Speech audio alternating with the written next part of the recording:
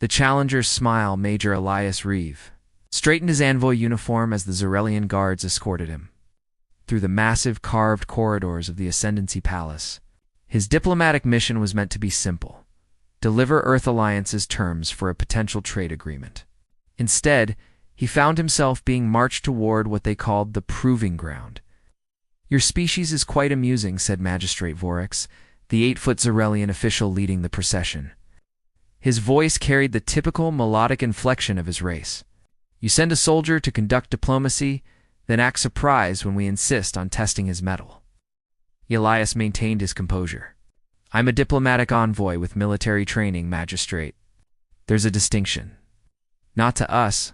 Vorax's mandibles clicked in what passed for amusement among the Zarelians. "Your council should have researched our customs better. Any envoy must prove worthy of our attention." The corridor opened into a vast circular chamber with terrace seating rising in concentric rings. Thousands of Zarelians filled the stands, their purple and blue skin tones creating a rippling ocean of color. At the center lay a sand-filled arena ringed by energy barriers. From the royal observation deck, Saria Kalith watched the humans' entrance with analytical precision. Unlike her fellow Zarelians, whose eyes reflected only contempt or amusement, hers held curiosity. As chief imperial tactician and daughter of the High Counselor, she had studied humans extensively, but never observed one in combat. "This should be brief entertainment," her father, High Counselor Kalith, remarked beside her. "Humans lack both strength and proper combat instinct." Saria's fingers tapped a sequence on her data terminal. "Their historical battle records suggest otherwise, Father. They're adaptable." "Theory versus practice, daughter," he dismissed. "Watch and learn." Below, Magistrate Vorax announced to the crowd, "The human envoy has accepted the challenge of worth. Should he survive 3 minutes against Champion Dragoth, we shall hear his proposal. Should he fail—" The crowd's roar completed the sentence. Elias's expression remained unchanged. This wasn't his first experience with cultures that equated diplomatic standing with martial prowess. The Earth Alliance had sent him precisely because of this dual expertise. A massive door across the arena slid open, revealing Champion Dragoth, nearly 9 feet of muscle-bound Zarelian warrior, his purple skin adorned with ceremonial scarification. He carried a traditional glaive staff and wore only minimal armor, a statement of his confidence. The crowd chanted Drogoth's name as he raised his weapon. Elias was provided nothing but the light envoy uniform he wore. From her elevated position, Saria leaned forward. Most humans would show fear facing such odds. This one showed something else, a slight upward curl of his lips. A smile. "Begin," Vorax commanded. Dragoth charged immediately, glaive held high for a downward strike that would end the contest in seconds. The crowd's roar swelled, then faltered as Elias sidestepped with a dancer's precision, causing Dragoth's momentum to carry him forward. Saria's eyes widened. The human moved unlike any warrior she had studied. Not the strongest or fastest, but with perfect economy of motion. Fascinating. "He's toying with death," her father commented, but Saria detected the first note of uncertainty in his voice. "No," she replied softly. "He's calculating. Just as I would." The fight continued, Dragoth growing increasingly frustrated as Elias avoided direct confrontation, using the champion's strength against him. 1 minute passed, then 2. And in that moment, across the expanse of the arena, Elias's eyes met Saria's. Recognition passed between them, not of faces, but of minds that approach problems similarly. Her purple skin flushed a deeper shade as she realized something unexpected. She was hoping the human would win. Calculations and combat Dragoth's glaive whistled through the air where Elias had been a heartbeat earlier. The human diplomat moved with deliberate efficiency, each step precisely calculated to conserve energy while maximizing distance from the Zarelian champion's reach. "Stand and fight, human," Dragoth bellowed, his frustration evident in the deepening purple of his facial ridges. The crowd's initial amusement had transformed into a tense silence punctuated by occasional gasps. Saria's fingers flew across her data terminal, recording observations. The human's fighting style defied conventional Zarelian combat doctrine. prioritized overwhelming force and honorable direct engagement. Instead, Elias fought asymmetrically a tactical approach. Her people considered beneath their dignity, but one she had privately studied with interest. He dishonors the arena with this. Dancing, her father growled. He survives, Saria countered quietly. Is that not the purpose of combat? The chronometer showed 30 seconds remaining when Drogoth, enraged by the humans' evasions, committed to a reckless lunge. Elias, who had been anticipating exactly this moment, pivoted and used the Zarelian's momentum against him. With a precise strike to Drogoth's joint connecting arm to shoulder, vulnerability in Zarelian physiology, few outsiders knew he sent the champion's massive frame crashing into the energy barrier. The impact stunned Drogoth momentarily. Elias could have pressed his advantage with a finishing blow, yet he stepped back, assuming a defensive stance instead. The arena fell silent. He could strike, Saria whispered. Yet he chooses restraint when the final tone sounded. Signaling the completion of 3 minutes, Elias stood unharmed while Drogoth struggled to his feet, humiliation evident in his posture. The human has survived the challenge of worth, Magistrate Vorax announced, his voice carrying clear displeasure. By our ancient laws, the council must hear his proposal. As guards escorted Elias from the arena, Saria caught his gaze once more. The human inclined his head slightly in acknowledgement that puzzled and intrigued her. Later that evening, after Elias had presented the Earth's Alliance's trade proposals to a reluctant council, Saria found herself reviewing arena footage in her private chambers. She paused the recording repeatedly on moments where the human made critical decisions, analyzing his tactics. A soft chime interrupted her study. "Enter," she commanded. A palace attendant bowed. "Chief Tactician, the human envoy, has requested access to the historical archives. The request requires authorization from a council member or designate." Saria considered this unusual request. The archives were rarely of interest to foreign dignitaries. What reason does he provide? He wishes to study Zarelian military history, particularly the unification campaigns. Most would see this as gathering intelligence on Zarelian weaknesses. Saria saw an opportunity. I will personally escort him, she decided. Tomorrow, at first light. Midnight conversations, the historical archives occupied an entire wing of the Ascendancy Palace, its crystalline data storage systems glowing with soft blue light. Saria observed Elias as he studied a tactical display of the Third Unification Campaign, a brutal conflict that had consolidated Zarelian dominance in their sector centuries ago. Your ancestors were brilliant strategists, Elias remarked, his fingers tracing the movement patterns on the holographic display. This flanking maneuver at the Kordath Narrows textbook perfection? Saria moved closer, her purple skin luminescent in the archive's ambient lighting. You recognize the significance? Most outsiders see only the victory, not the elegance of execution. I studied military history before joining the diplomatic corps, Elias replied. Some patterns of conflict transcend species and cultures. For 3 hours, they analyzed historical battles together, their conversation flowing from tactical assessments to philosophical discussions about the nature of conflict. Saria found herself speaking more freely than she had with anyone in recent memory. You fought differently than our warriors expected, she said finally, addressing what had fascinated her since the arena. You never sought to overpower Drogoth, Elias smiled. That would have been impossible given our physical differences.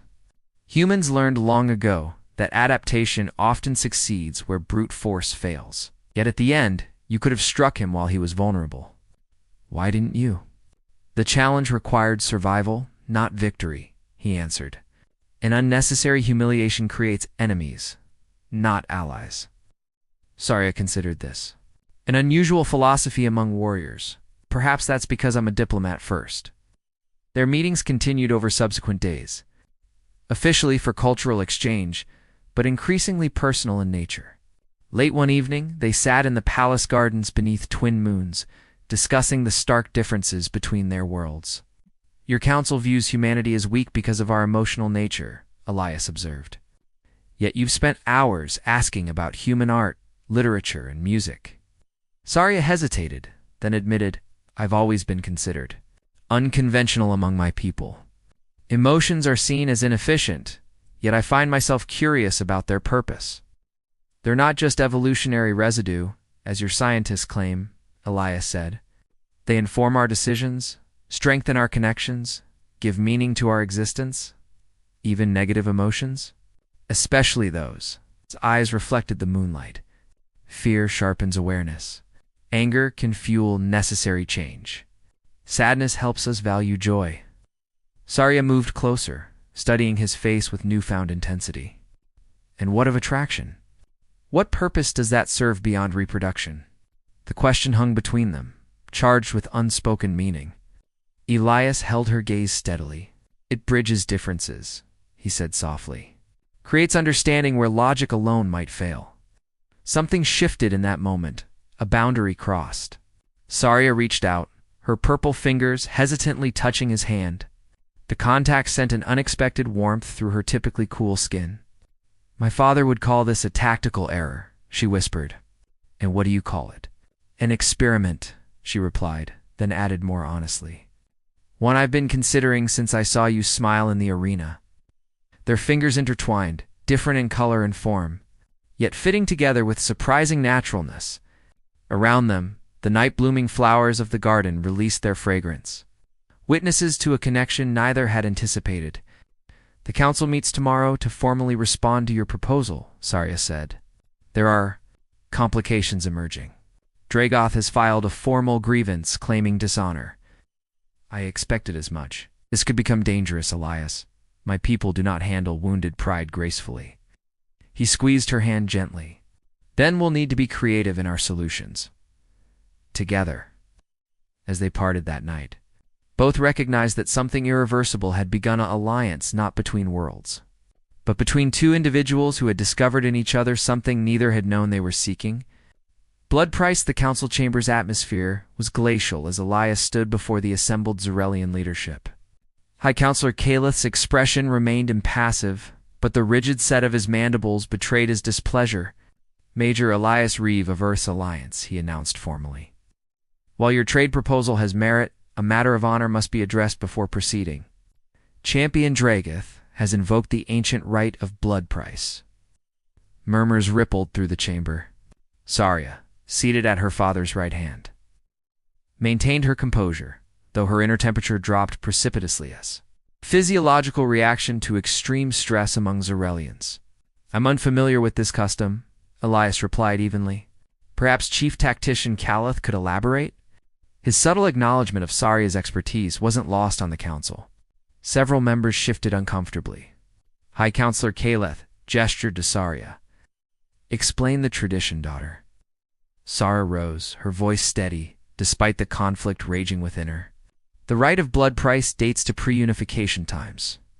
When a warrior believes they've suffered dishonorable treatment in sanctioned combat, they may demand satisfaction through one of three means: ritualistic combat to the death, permanent servitude of the offender, or, she hesitated fractionally, execution.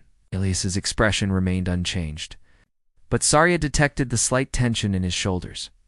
Their eyes met briefly his, conveying understanding rather than accusation.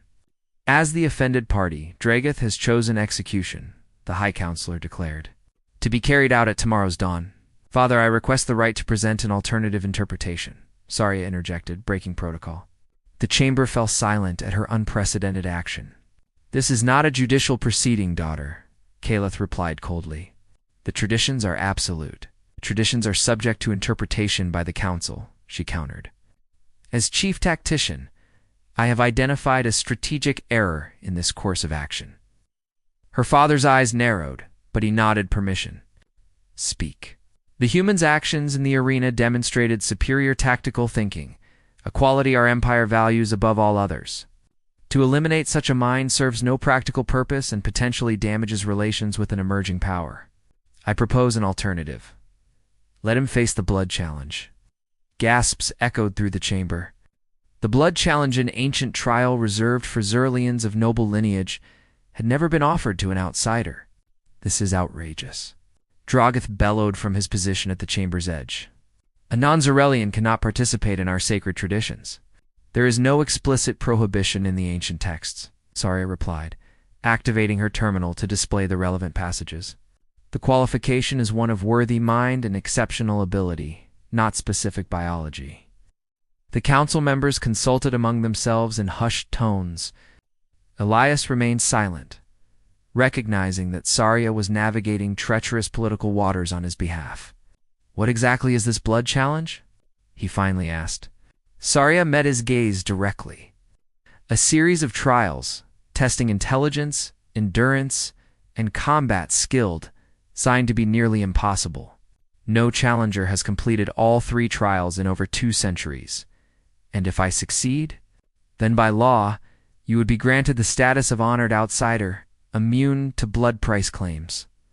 And if I fail, then Dragov's claim proceeds as planned." The High Counselor studied his daughter with cold calculation, beginning to suspect her unusual advocacy had deeper motivations. "The council will deliberate," he announced.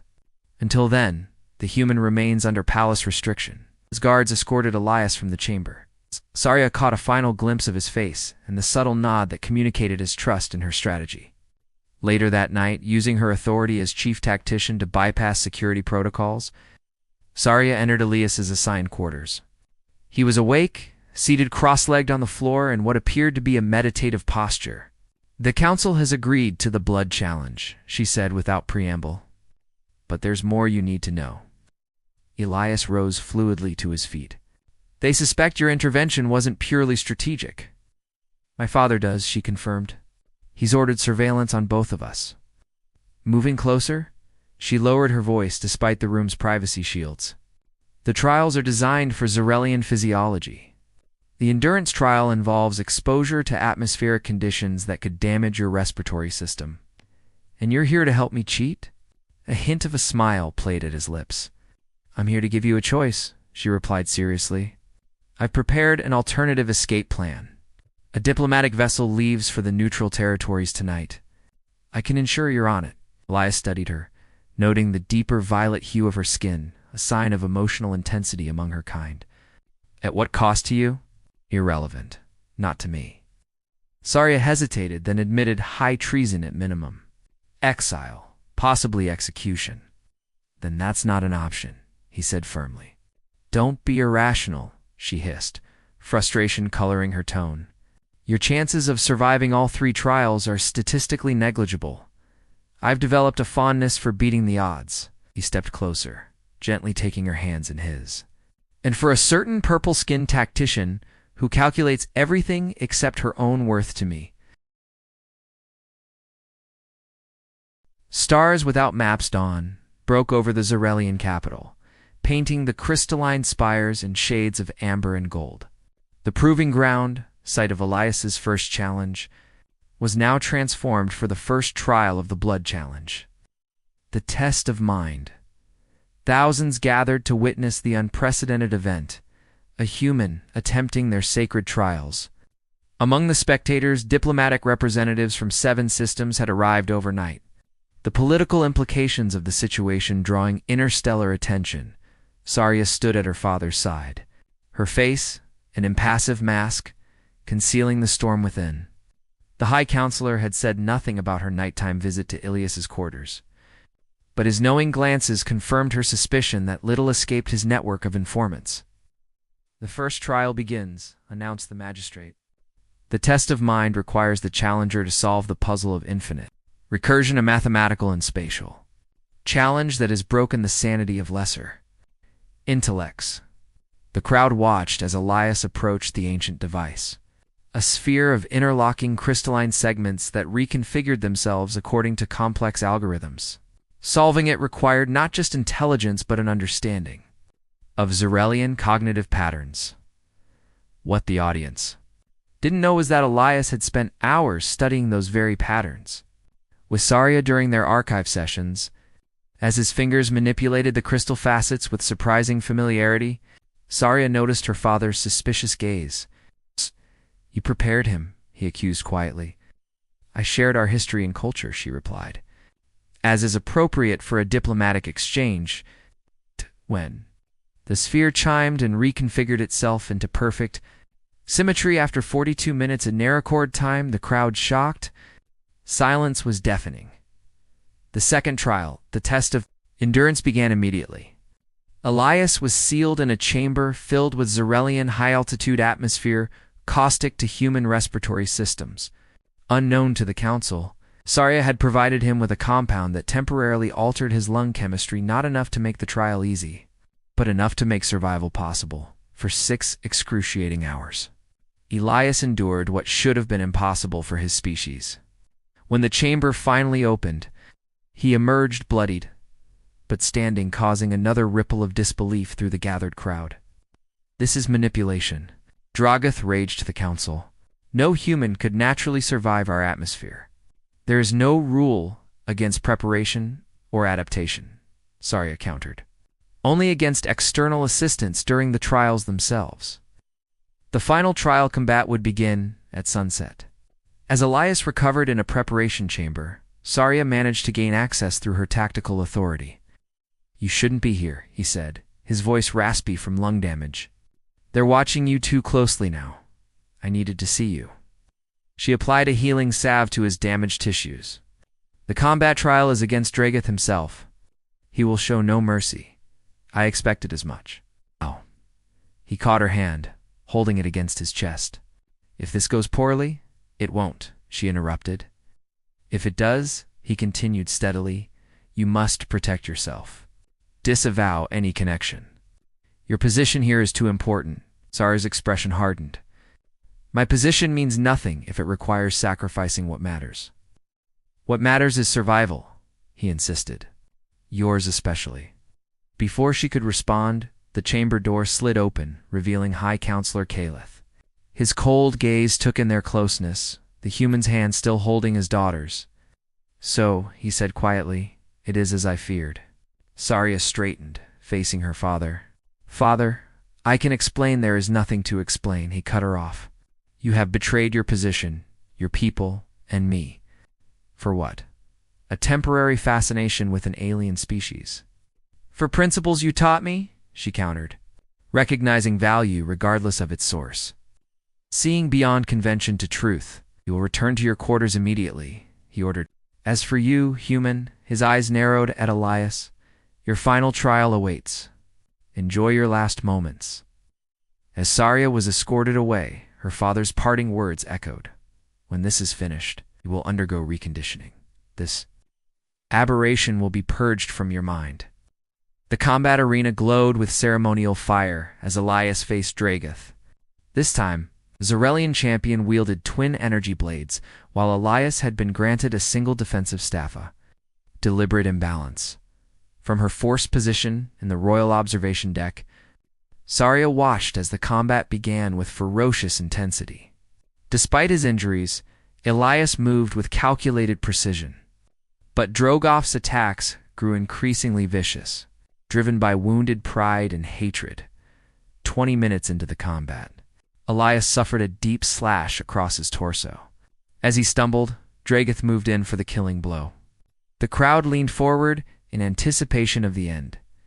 In that moment, Saria made her decision.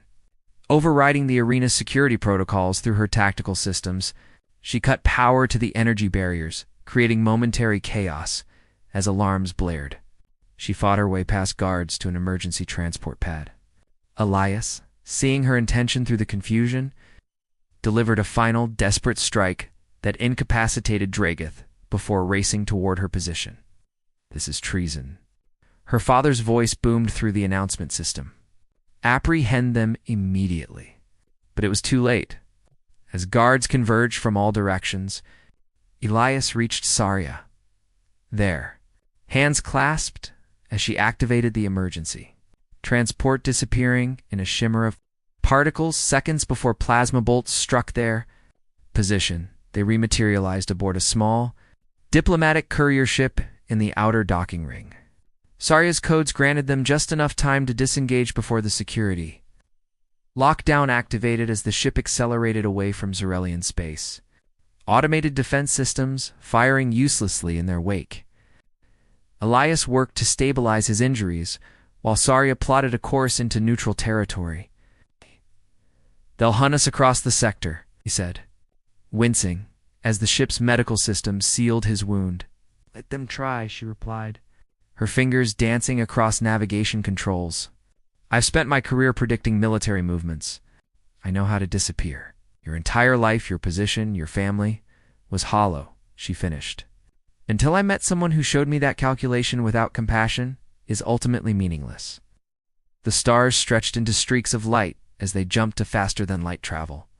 Saria left her station to kneel beside Elias, her purple fingers gently tracing the line of his face. "We have no maps for where we're going," she said softly. He smiled that same unexpected smile she'd first noticed in the arena. "Then we'll make our own."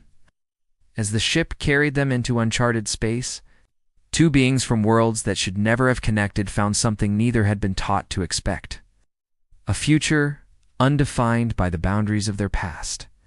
Behind them lay pursuit and danger. Ahead, uncertainty and freedom between them. Something neither Zeralline, tactical analysis, nor human diplomatic training could fully explain, but something both now recognized as worth any price.